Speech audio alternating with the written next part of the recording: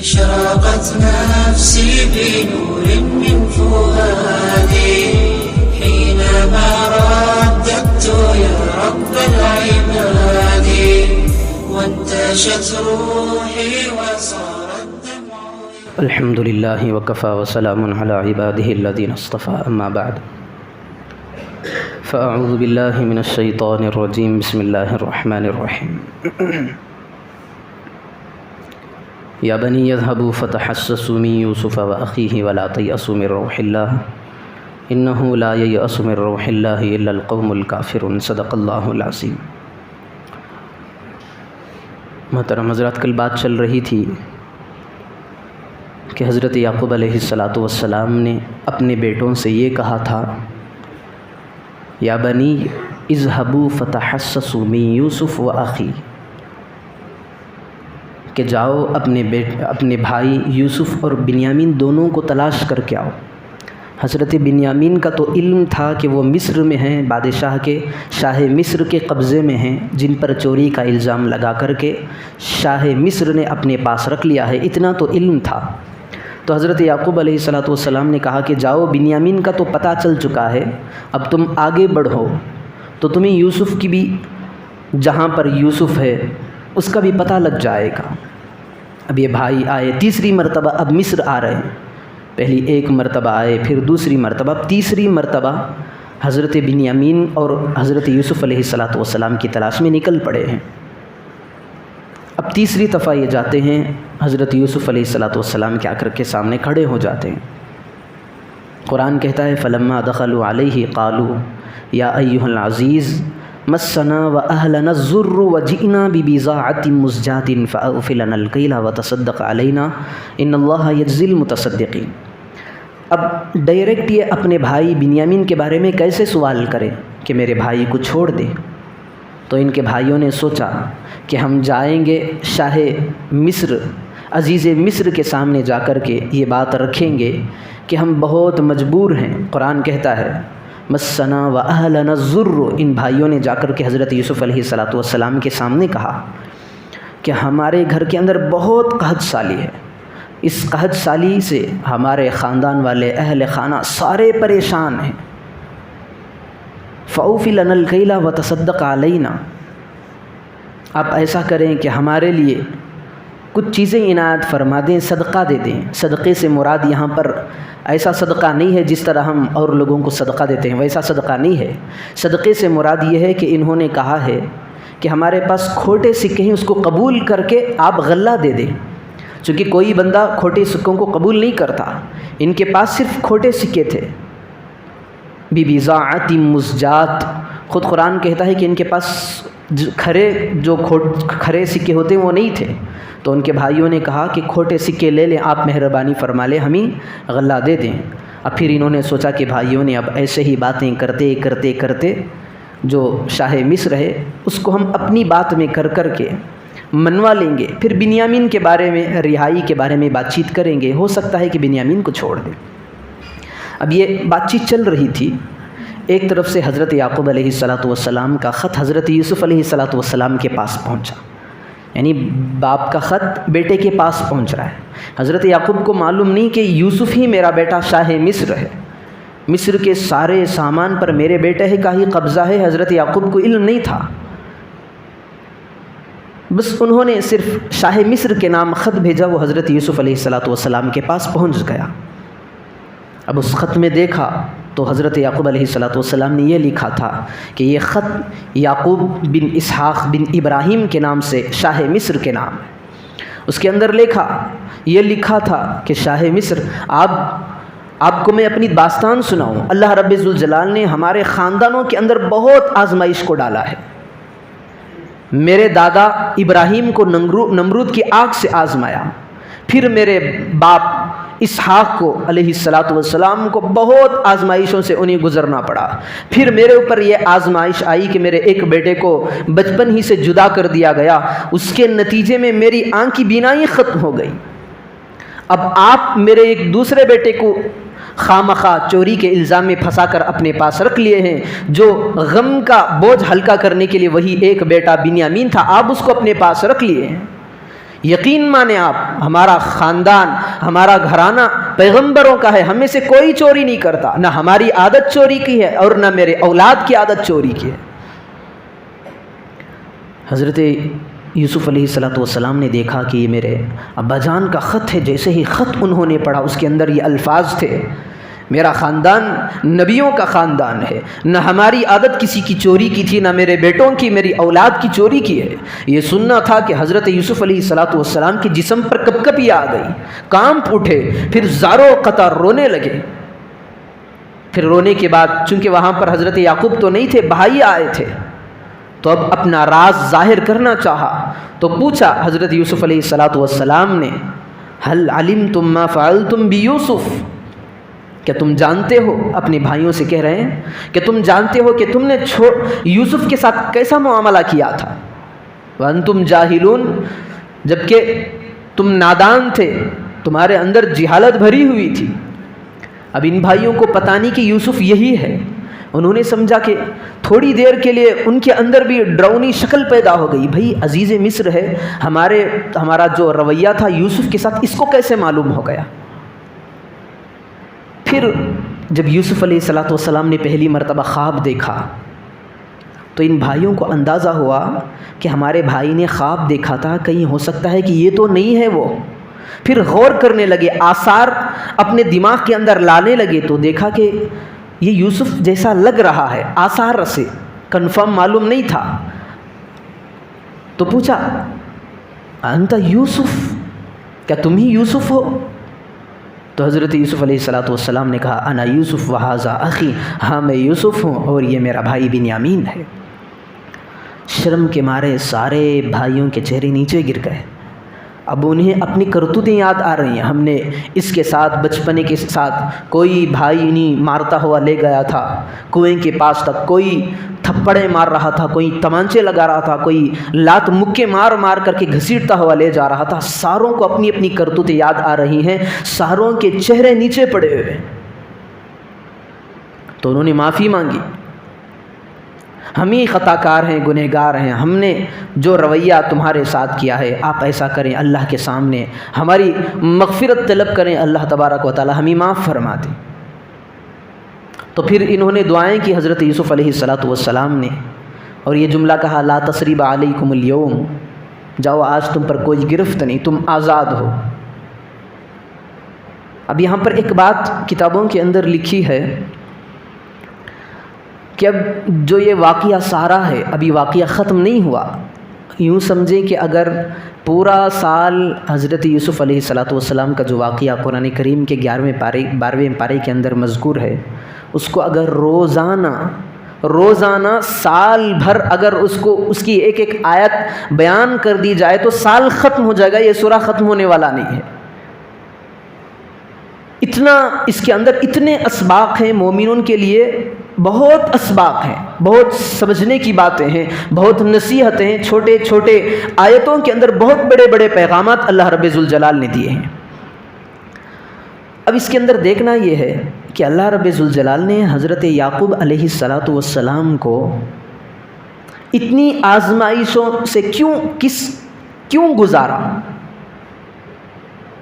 بچپن ہی سے حضرت یوسف علیہ السلام جدا ہو گئے، پھر ایک لمبے عرصے تک جدائیگی کا غم برداشت کرتے رہے، آخر میں وہ وقت بھی آیا کہ ان کی آنکھیں کی بینائی 6 سال تک ختم ہو گئی، روتے روتے روتے روتے، قرآن خود کہتا ہے فَهُوَ كَظِيمٌ،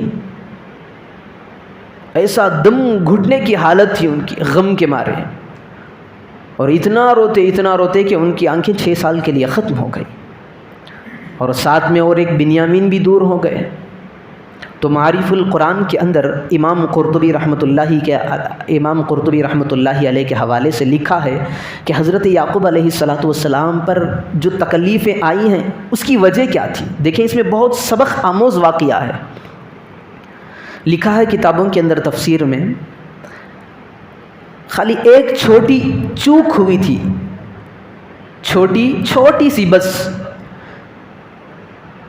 جہاں تک ہمارا خیال بھی نہیں پہنچتا، ایسے کئی چوکیں بلکہ غلطیاں ہمارے سے ہو رہی ہیں۔ بس اس کی یوں سمجھیں کہ اللہ رب ذوالجلال کی طرف سے یہ ڈانٹ اور پکڑ ہوئی کہ حضرت یعقوب علیہ السلام کو اتنے آزمائشوں سے گزرنا پڑا۔ کتابوں کے اندر لکھا ہے کہ ایک مرتبہ حضرت یعقوب علیہ السلام نماز پڑھ رہے تھے، دیکھا کہ حضرت یوسف علیہ السلام جو حضرت یعقوب کے چہیتے بیٹے تھے وہ سو رہے ہیں سامنے۔ اب یہ نماز کی حالت میں تھے، نماز پڑھ رہے تھے۔ اب نماز کی کیفیت واللہ عالم، یعنی ہر زمانے کے اندر عبادات کے طور طریقے الگ الگ ہیں۔ پچھلی جو امتیں تھیں ان کے زمانوں کے اندر جو عبادت کا طریقہ تھا ہماری طرح نہیں تھا۔ اللہ رب ذوالجلال کا شکر کہ ہے، اللہ رب ذوالجلال نے ہمارے لیے پوری زمین کو عبادت گاہ بنا دیا ہے۔ یہ صرف امت محمدیہ کے لیے اسپیشل ہے۔ اگر میں نماز مسجد میں پڑھوں تو میری نماز ہو جائے گی۔ لاک ڈاؤن کا زمانہ تھا، نماز گھر میں پڑھ رہا ہوں تب بھی ہماری نماز ہو جائے گی۔ عید کی نماز عیدگاہوں میں پڑھتے ہیں تب بھی ہماری نماز ہو جائے گی۔ سفر میں جا رہے ہیں، ٹرین میں نماز پڑھ رہے ہیں، نماز ہو جائے گی۔ فلیٹ کا مسئلہ ہے، وہاں پہ نمازیں چلتی ہیں، نمازیں ہو جائیں گی۔ اللہ رب ذوالجلال نے صرف اس امت کے لیے ساری زمین کو مسجد بنا دیا ہے کہ میرے بندو جہاں چاہے تمہیں موقع ملے، نماز کا وقت آ جائے، مصلی اٹھاؤ بچھاؤ، راستے پہ نماز پڑھو، میں قبول کروں گا۔ پچھلی امتوں میں ایسا نہیں تھا۔ یہ اللہ رب ذوالجلال کا اگر ہم زندگی پر اپنا ماتھا زمین پر رگڑ کر کے شکریہ ادا کریں تو یہ بھی کم ہے۔ اور انبیاء کے امتیوں کے سلسلے میں یہ بات تھی کہ اگر عبادت کرنی ہے تو صرف ان کے جو عبادت خانے ہوتے وہاں جا کر کے وہ نماز پڑھے، وہاں جا کر کے وہ عبادت پڑھے، عبادت کریں تو قبول، نہیں تو قبول نہیں۔ دیکھیں اللہ کا کتنا بڑا احسان ہم پر ہے۔ خاص عبادت خانے ہوتے، وہاں پر آنا تھا ان کو، عبادت اس خانے کے اندر کرنا تھا، پھر واپس چلا جانا تھا۔ تو ایسا مسئلہ تھا۔ حضرت یعقوب علیہ السلام نماز پڑھ رہے ہیں، سامنے حضرت یوسف علیہ السلام لیٹے ہیں، نماز میں عبادت چل رہی ہے۔ نیند کی حالت میں حضرت یوسف علیہ السلام تھے۔ تو نیند کی حالت میں ہم جانتے ہیں کہ جب بندہ گہری نیند میں ہوتا ہے خراٹے نکلتے ہیں، تو حضرت یوسف علیہ السلام کے خراٹے نکل رہے تھے۔ اب یوں سمجھے کہ نماز تو یوں نیچے دیکھ کر پڑھنے کا حکم ہے۔ میں سمجھانے کے لیے یہ طریقہ استعمال کر رہا ہوں۔ نیچے دیکھنے کا حکم ہے، میں نماز پڑھ رہا ہوں اللہ کے لیے۔ اللہ کے پیارے حبیب صلی اللہ علیہ وسلم نے فرمایا نماز میں جب بندہ کھڑا ہوتا ہے تو اس کی نگاہیں اس کے سجدے کی جانب، اس کے پیروں کی جانب ٹکی ہونی چاہیے۔ اب یہ حضرت یعقوب علیہ السلام نماز پڑھ رہے تھے، جیسے حضرت یوسف علیہ السلام کی خراٹوں کی آواز نکلی تو نماز کی طرف سے تھوڑی سی توجہ ہٹا کر کے وہاں پر اشارے سے دیکھ لیا، پھر اپنی عبادت میں مصروف ہیں۔ پھر دوسری مرتبہ حضرت یوسف علیہ السلام نے خراٹے کی آواز نکالی تو پھر حضرت یعقوب علیہ السلام نے دوسری مرتبہ وہاں پر توجہ کی، پھر اپنی طرف آ گئے، عبادت میں لگ گئے۔ پھر تیسرا مرتبہ ایسا پیش آیا کہ تیسری مرتبہ بھی حضرت یوسف علیہ السلام کے خراٹے نکل رہے تھے تو حضرت یعقوب علیہ السلام نے وہاں پر توجہ کر لی، پھر بھی ادھر مڑ گئے۔ اللہ رب ذوالجلال تو ہر ایک کی حالت کو دیکھ رہا ہوتا ہے، ہم جیسوں کی پکڑ بعد میں ہوتی ہے۔ انبیاء علیہ السلام کی اگر کوئی اعمال میں چھوٹی سی بھی کمی ہو جائے، اللہ رب ذوالجلال اس کو بہت بڑی عبرت کے لیے کچھ چیزیں دے دیتا ہے سبق کے طور پر۔ تو اللہ رب ذوالجلال نے فرشتوں سے کہا، فرشتوں میرا بندہ، میرا چہیتا یعقوب، میرا مقرب، میرا لاڈلا میری طرف جمع ہوا تھا عبادت کے لیے، وہ مجھ سے مخاطب ہو رہا تھا، میرے اور اس کے مخاطب ہونے کے درمیان میں اس نے اپنی نظر کو غیر اللہ کی طرف جما دیا۔ باپ صرف اشارے سے اپنے بیٹے کو دیکھا ہے نماز کی حالت میں، تو اللہ رب ذوالجلال نے فرشتوں سے کہا ہے میری عزت کی قسم، میری جلال کی قسم، میری علو مرتبے کی قسم، میں اسے ایسی اس کی جو اس نے توجہ کی ہے غیر کی جانب نماز کی حالت میں اسے عبرت کے لیے سزا دوں گا، اور میرے عزت کی قسم میں اس کی آنکھوں کو نکال لوں گا۔ عام بندے کی بات نہیں ہے۔ ایسا خاندان حضرت ابراہیم علیہ السلام کا خاندان ہی آزمائشوں سے گزرا ہوا ہے۔ حضرت یعقوب کے علیہ الصلاۃ والسلام کے جو دادا ہیں حضرت ابراہیم علیہ الصلاۃ والسلام کے بارے میں ہم نے کیا نہیں سنا؟ سب سے زیادہ جو تکالیف آئے، جو آزمائش آئے، جو کڑے کڑے امتحانات ہوئے انبیاء کو ہوئے، لیکن جو حضرت ابراہیم علیہ الصلاۃ والسلام کا ایسا امتحان ہوا خود اللہ رب ذوالجلال کو تصدیق دینی پڑی۔ قد صدقت الرؤیا، میرے خلیل تو نے اپنے امتحان کے اندر 100 نمبر کا تو نے اپنا امتحان کے اندر پرچہ پاس کروا لیا ہے، خود اللہ کو کہنا پڑا۔ ایسے آزمائشوں سے گزرا، یہ انبیاء کا خاندان ہے۔ اللہ کے پیارے حبیب صلی اللہ علیہ وسلم نے یہ بھی فرمایا جب قیامت کے میدان میں سارے ننگے ہوں گے، حضرت عائشہ نے پوچھا یا رسول اللہ ننگے ہوں گے، بدن پر کوئی کرتا اور پاجامہ نہیں ہوگا؟ اللہ کے پیارے حبیب صلی اللہ علیہ وسلم نے فرمایا عائشہ نہیں، جس طرح بچہ دنیا کے اندر پیدا ہوا تھا غیر مختون تھا، جس کی ختنہ بھی نہیں ہوئی تھی، جیسی حالت میں بندہ پیدا ہوا تھا، جب وہ دنیا سے مرے گا پھر رب ذوالجلال حشر کے میدان میں اس کو دوبارہ واپس اٹھائے گا تو اس کے جسم پر ویسا ہی بعینی ہی اس کا نہج اور اس کا حلیہ ہوگا جس طرح وہ دنیا میں آیا تھا۔ جس کے بدن پر جب بچہ پیدا ہوتا ہے کپڑے کہاں سے ہوتے ہیں؟ خون میں لت پت ہوتا ہے۔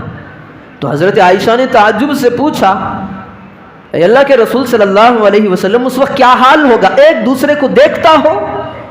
تو اللہ کے پیارے حبیب صلی اللہ علیہ وسلم نے فرمایا عائشہ ایک دوسرے کو ایسے ماحول میں دیکھے گا وہاں پر تو ہر ایک کو اپنے اعمال کی پڑی ہوگی، کوئی گناہوں کی نحوست کی وجہ سے پسینوں کے اندر گھٹنوں تک تیرتا ہوا ہوگا، کوئی پیٹ تک تیرتا ہوا غوطے لگاتا ہوا ہوگا، کوئی مونڈوں تک، کوئی گردن تک، کوئی پورا ہی ڈوبا ہوا ہوگا۔ تو کہاں سے دیکھے گا؟ فرصت کہاں ہے اتنی کہ نظر اٹھا کر کے دوسرے کو دیکھ لے؟ ایسا غضب کا عالم ہوگا قیامت کا منظر۔ تو اللہ کے پیارے حبیب صلی اللہ علیہ وسلم نے فرمایا ایسے ماحول میں جہاں پر سارے لوگ ننگے ہوں گے، سارے لوگوں کے زبانوں پر یہ کلمات ہوں گے یا رب نفسی یا رب نفسی، سارے ننگے ہوں گے، تو اس وقت اللہ کے پیارے حبیب صلی اللہ علیہ وسلم نے فرمایا سب سے پہلے اللہ جس ذات کے جسم کو ڈھانکے گا وہ حضرت ابراہیم علیہ السلام کی ذات۔ اللہ رب ذوالجلال سب سے پہلے انہیں کرتا پہنائے گا، کیونکہ سب سے زیادہ کٹھن مرحلوں سے حضرت ابراہیم کو ان کی خاندان والوں کو گزرنا پڑا۔ آگ کا امتحان ہوا، نمرود کے سامنے امتحان ہوا، اپنے بیٹے کو قربان کرنے کا امتحان ہوا، بیوی اور بچوں کو چھوڑ کر کے بے آب و گیا چھوڑنے کا امتحان ہوا۔ ہر جگہ میں حضرت ابراہیم علیہ السلام نے 100% کامیابی کا پرچہ لیا ہے۔ تو حضرت یعقوب علیہ السلام کا سارا خاندان ہی آزمائشوں سے گزرا ہے۔ تو اللہ رب ذوالجلال نے کہا میرے بندے نے میری عبادت کی طرف توجہ کرتے کرتے غیر کی طرف توجہ ہٹا دی تو میری عزت کی قسم میں اسے اس کی سزا ایسی دوں گا کہ میں جس ذات کی طرف اس نے دیکھا ہے اس سے میں اس کو جدا کر دوں گا۔ یعنی یعقوب نے اپنے بیٹے یوسف کی طرف دیکھا ہے، عبادت میری ہے، دیکھ رہا غیر کی طرف ہے، اس کی آنکھیں اپنے غیر کی طرف اپنے بیٹے کی طرف رپک رہی ہیں، اگر بیٹا رہے تو یہ دیکھ سکے گا میں اس کے بیٹے ہی کو اس سے جدا کر دوں گا۔ 40 سال کا عرصہ کیا کم بات ہے؟ ایک باپ اگر بیٹا کہیں چلا جائے، صبح میں آفس کے لیے بیٹا نکلتا ہے، صبح میں اس کا وقت 10 بجے گھر سے نکلتا ہے، شام میں 6 بجے آتا ہے، اگر بچہ روزانہ کے مطابق 6 بجے نہ پہنچے گھر تو ماں باپ کا حال کیسا ہوگا؟ جو ماں باپ ہیں وہ خود جانتے ہیں کہ ان کا دل دھڑکنے لگتا ہے، جسم کے اندر ڈر کی کیفیت چھا جاتی ہے کہ میرا بیٹا روزانہ 6 بجے آنے والا آج 6:30 بجے بج گئے، 7 بج رہے، آیا کیوں نہیں؟ بیٹے اولاد کا صدمہ ماں باپ کو برداشت کرنا بہت ہی مشکل ہو جاتا ہے۔ تو یہاں پر 40 سال کا عرصہ مکمل اللہ رب ذوالجلال نے حضرت یعقوب کی آنکھوں سے حضرت یوسف ہی کو جدا کر دیا۔ کتابوں میں لکھا ہے یہ جدائیگی کیوں ہوئی؟ صرف نماز کی حالت میں انہوں نے اپنے بیٹے کی طرف دیکھا ہے۔ اللہ کو یہ بھی برداشت نہیں ہوا کہ جو عبادت میری طرف ہو رہی ہے کسی اور کی طرف آنکھ اٹھا کر کے دیکھ لے۔ وہ انبیاء تھے، ان کی پکڑ ہوئی، مطلب اللہ رب ذوالجلال انبیاء کی چھوٹی چھوٹی چیزوں کو رکھ کر کے ان کے بخشش کے بہانے کر دیتا ہے۔ ایسا اللہ کے نبی صلی اللہ علیہ وسلم کے ساتھ بھی ایسے واقعات پیش آئے۔ عبس وتولی ان جاءہ الاعمی، حضرت عبداللہ ابن ام مکتوم رضی اللہ عنہ نابینا صحابی تھے، ان کے اندر شوق تھا، تڑپ تھا دین سیکھنے کا، اللہ کے نبی کے دربار میں آ کر کے بیٹھ گئے۔ اللہ کے نبی صلی اللہ علیہ وسلم کے سامنے زانوں کے بل بیٹھے ہوئے ہیں، کہہ رہے ہیں یا رسول اللہ مجھے دین سکھائیے، میں سیکھنا چاہتا ہوں۔ ایک طرف حضرت عبداللہ ابن ام مکتوم ہے، پھر دوسری طرف کفار مکہ سرداران قریش آ رہے ہیں۔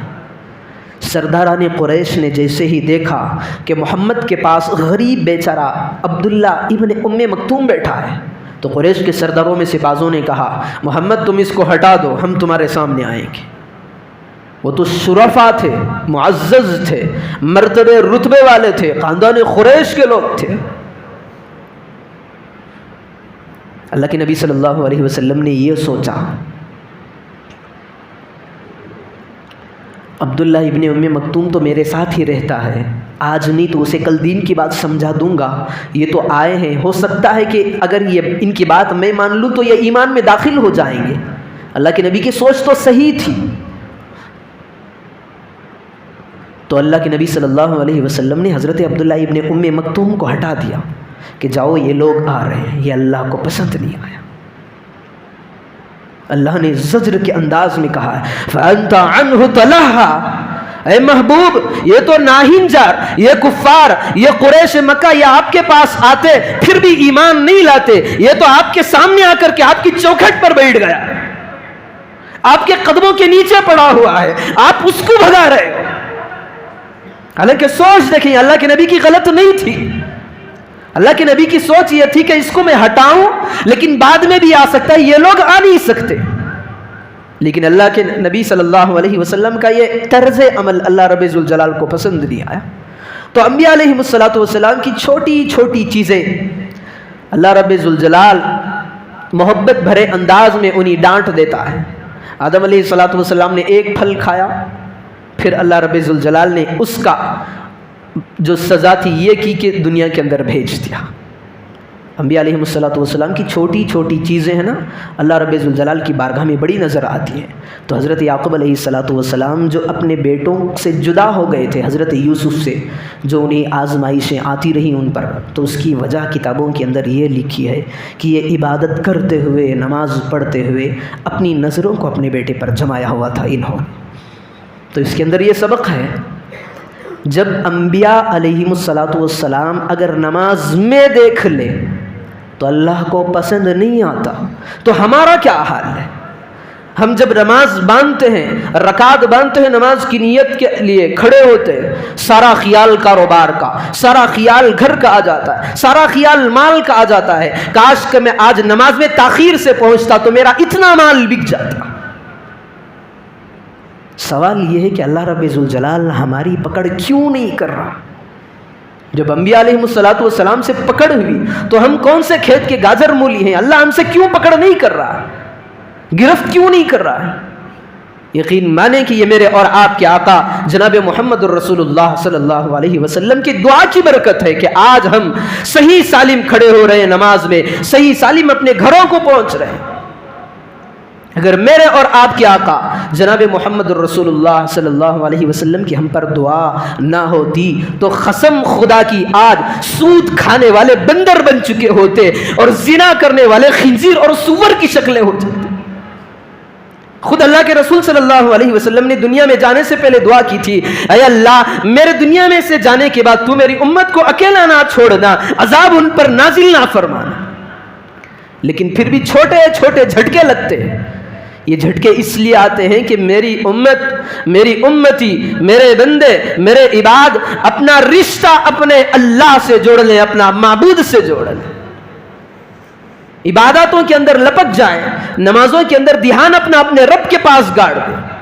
تو یہ سبق دیا ہے جب انبیاء علیہ السلام کی نماز کے اندر اگر توجہ کرنے سے اتنی پکڑ ہوتی ہے تو ہماری کیا پکڑ ہونی چاہیے؟ بخاری شریف کی روایت ہے، حضرت سمرہ بنت جندب رضی اللہ عنہ اس میں اللہ کے رسول صلی اللہ علیہ وسلم نے فرمایا، دیکھیں ہمارا حشر، ہم نماز اذان ہوتی رہتی ہے، نماز پڑھتے تو ہیں، بعد میں پڑھتے ہیں، لیکن نماز وقت پر ٹال کر کے بعد میں پڑھنے پر بھی اللہ کی پکڑ ہوتی ہے۔ اللہ کے پیارے حبیب صلی اللہ علیہ وسلم نے فرمایا، بخاری شریف کی روایت ہے، میں دیکھ رہا ہوں کہ فرشتے ایک بندے کے سر کو بڑے مضبوط چٹان سے کچل رہے ہیں۔ میں نے پوچھا ذرا یہ تو بتانا، یہ چٹانیں کیوں پھینک کر کے ماری جا رہی ہیں، اس کے سر کو کچلا کیوں جا رہا ہے؟ تو جواب یہ ملتا ہے، نماز تو پڑھتا تھا پر وقت پر نہیں پڑھتا تھا۔ نمازوں کے اوقات میں جب عین نماز کا وقت آ جاتا کھڑے ہونے کا، فرائض کا، تو اس وقت یہ مزے سے نرم بستروں پر آرام سے سویا پڑا ہوا ہوتا تھا۔ نماز بعد میں پڑھ رہا ہے لیکن پھر بھی اس کے سر کو کچلا جا رہا ہے، کیوں؟ نماز کو قضا کرنے کی وجہ سے، تاخیر سے پڑھنے کی وجہ سے، نماز کے اندر سستی کرنے کی بنا پر۔ تو اس واقعے کے اندر آج کے بہت بڑا اہم سبق ہے، خصوصاً جتنے بھی عبادات ہیں، ساری عبادتوں پر جو سب سے بھاری عبادت ہے یہ نماز کی عبادت ہے۔ اس کے اندر اگر کوتاہی ہو گئی ہم سے تو باقی سارے اعمال میں ہم سے کوتاہی ہونی ہی ہے یقیناً، کیونکہ ہماری نماز ہی صحیح نہیں تو باقی اعمال کیسے صحیح ہوں گے؟ حضرت عثمان رضی اللہ عنہ کے بارے میں ہم نے سنا ہے کہ جب قبر کے پاس جاتے تو ایسا روتے کہ داڑھی تر ہو جاتی۔ پوچھا، امیر المومنین، جب جہنم کا تذکرہ آتا ہے، جہنم اتنی غضب والی آگ ہے، اس کا تذکرہ آتا تو آپ کی آنکھوں سے آنسو نہیں آتے؟ خبر پر دیکھ رہے ہیں تو آنسو کیوں آ رہے، اتنا رو رہے ہیں؟ تو حضرت عثمان رضی اللہ عنہ نے کہا کہ میرے بھائی، جو خبر کا یہ گڑھا ہے سب سے پہلی منزل ہے، یہاں پر نماز کی پوچھ گچھ ہوگی، سوالات ہوں گے، اگر یہ منزل پار ہو گئی تو باقی ساری منزلیں آسان۔ تو قبر کے اندر کیا ہوگا؟ سب سے پہلے نماز کے بارے میں پوچھا جائے گا، ہے ہمارے پاس جواب اللہ کی بارگاہ۔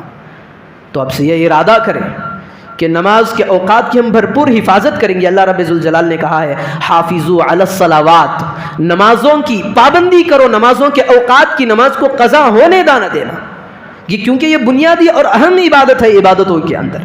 تو یہ تہیہ کر لیں، یہ نیتیں کر لیں۔ سب سے پہلی بات تو یہ ہے کہ ہم سے نمازیں چھوٹنی ہی نہیں ہیں، نہ رمضان میں نہ غیر رمضان میں، کیونکہ فرض تو رمضان میں بھی فرض ہی ہوتا ہے اور غیر رمضان میں بھی فرض ہی ہوتا ہے۔ اور دوسری چیز، نماز تو ہم سے نہیں چھوٹے گی انشاءاللہ۔ پھر دوسری چیز، نماز کو اس کے وقت پر پابندی کے ساتھ ادا کریں گے۔ ان واقعات کے اندر یہی سبق ہمیں ملا ہے کہ عبادتوں کے اندر جو اہم عبادت نماز ہے، اس میں غیر اللہ کی طرف دھیان نہیں ہونا چاہیے، یہ بھی اہم چیز ہے۔ جب ہم ہاتھ یوں اٹھا کر کے باندھتے ہیں اللہ اکبر، جانتے ہیں اس کا مطلب کیا ہے؟ اس کا مطلب ہی یہی ہے کہ اے اللہ، میں نے دنیا کی ساری چیزوں کو اپنے پیٹھ پیچھے ڈال دیا۔ پھر ہم نماز پڑھ رہے ہوتے پھر بھی جھوٹے ہیں، کہتے تو یہ ہیں ہاتھ کے اشارے سے، یا اللہ ہم ساری مخلوق کو، ساری دنیا کو تیرے اپنے پیٹھ کے پیچھے ڈال رہے ہیں، اپنا دھیان نماز میں رکھ رہے ہیں، لیکن جیسے ہی نماز پڑھتے ہیں تو سارے خیالات پلاؤ ہمارے دماغوں کے اندر پکتے ہیں۔ تو اس سے احتراز کرنا چاہیے۔ جب ہم نماز کے لیے کھڑے ہوئے سب سے پہلی نیت یہ ہونی چاہیے کہ میرے اندر اخلاص ہو، میں اب انشاءاللہ میں ایسی نماز پڑھوں گا گویا کہ میری آخری نماز ہے۔ تو اسے ارادے لے کر کے پڑھے۔ اللہ رب ذوالجلال ہم تمام کو جیسی نماز پڑھنی ہے ویسی طور پر نماز پڑھنے کی توفیق عطا فرمائے۔ اللہ رب ذوالجلال سے دعا فرمائیں کہ سنی ہوئی باتوں پر عمل کرنے کی توفیق عطا فرمائے۔